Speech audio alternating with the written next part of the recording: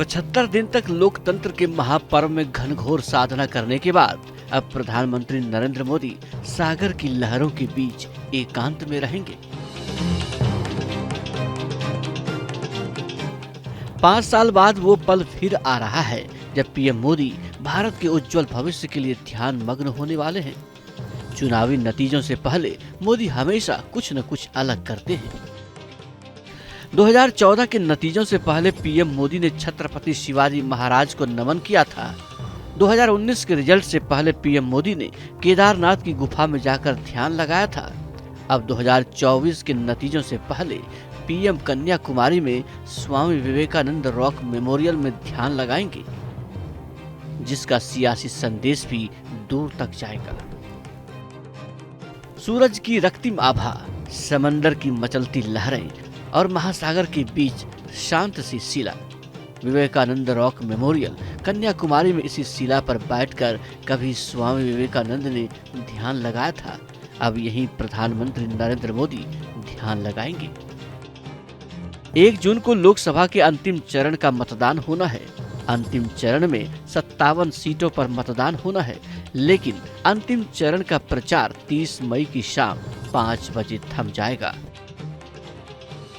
लेकिन इस दौरान 1 जून को पीएम मोदी इसी रॉक मेमोरियल पर ध्यान लगाएंगे।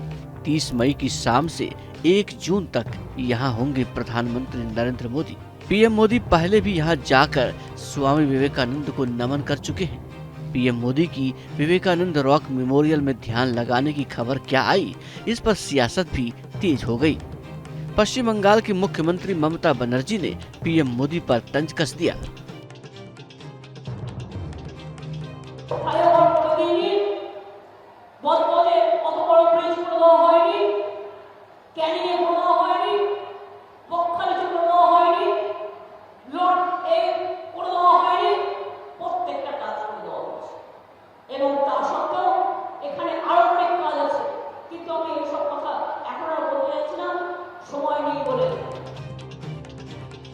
पूरा विपक्ष एक सुर में पीएम मोदी की कन्याकुमारी में ध्यान लगाने को लेकर हमलावर हो गया है।